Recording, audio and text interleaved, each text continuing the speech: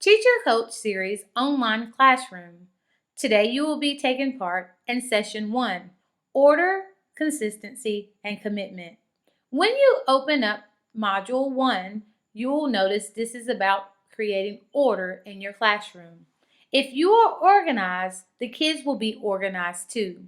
When creating order in your classroom, you will want to notice and pay attention to two things: how you would want your classroom to be the last day of school, and what you would like your classroom to feel like no matter what activity you are doing on any particular day. When you go into Module 1, you will notice there will be two forms. You will have the new teacher checklist, and you will have the order checklist form that you will need to complete after reviewing the new teacher checklist. You will notice that the new teacher checklist says new, but don't be alarmed. This is just a load of information. And when I say a load, it's because it's 3 pages long of information that you may or may not want to use. And the reason why I say may not is because it is a lot of information. And for my new teachers, they may want to use all of this. But for my teachers with more experience, you may say, I don't need to use this. I may just take what I already know that I need to gauge and complete the order checklist form. Whichever way is best for you, you feel comfortable to complete the form, please do. But if you want to use the new teacher checklist form, I would encourage that you go through this form thoroughly. You'll see that it talks about how to form relationships in the building. You will see how it helps you with creating student stations, teacher stations, your folders, everything that you can think about to create order in your classroom is there. When you think about creating order in your classroom, I want you to think about the 3 P's. These 3 P's stand for practices, policies, and procedures. The practices are what you would want your classroom to look like or sound like or even feel like when you are participating or you are having the students to perform different tasks in the classroom.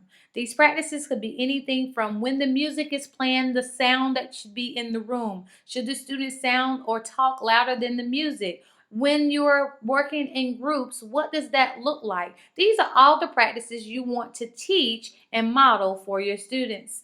Policies. Policies are what we would hear teachers say when they're teaching the expectations or the rules in the classroom. Now, if you are a school that follows a school-wide norm and not just a classroom norm, you may teach this by using a matrix, but however you teach it, it should be posted in your classroom. These are what some would say are the rules of the classroom. In this series, we're going to call it the policies. The third P are the procedures. Now, what does it look like when you have a fire drill? What does it look like when you are lining up to go to lunch? What does it look like when the students are transitioning in the hallway? These are all the procedures that you want to teach the students to create order.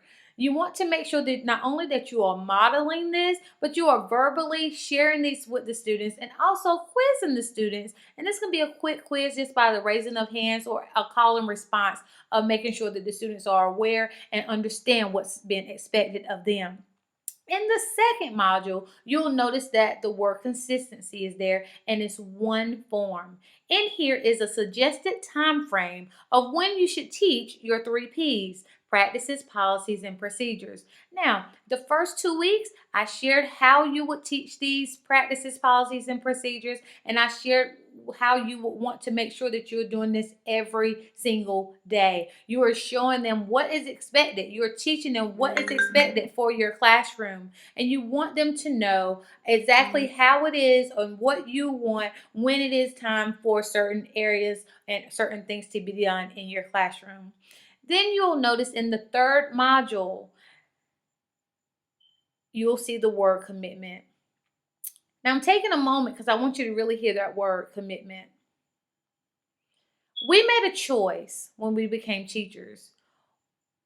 And we did this because we were committed to what we love about education. And every day won't be easy. I am hoping that when you open up this module, that these quotes will inspire you and remind you of why.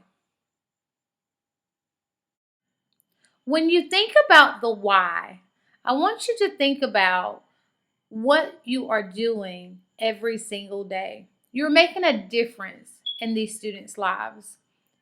Each one of these quotes is to remind you daily of your why. On those hard days, on those days you want to give up, on those days you are exhausted and tired, you feel like you gave your all, you want to remember your why. I ask that you cut out these quotes, place them in daily reminder spots in your car, on your mirror in your bathroom, in your classroom, any place that will help you remember why you chose to commit to this profession. When we made the commitment to become educators, we chose to make a decision to change the lives of students daily. During session 1, I hope that when you looked and you went through Module 1 order, Module 2 consistency, and Module 3 commitment, it gave you a sense of revival of why you became a teacher. When creating order, you're not only creating a standard and an expectation in your classroom, but you're also creating an atmosphere and a culture in your classroom. By doing this, by using consistency and doing this by creating a form of routine in your classroom, you are helping not only the students, but yourself be committed to education. Thank you for listening to Module 1, Module 2, and Module 3. This is the conclusion of Session 1 for Teacher Coach Series Online Classroom.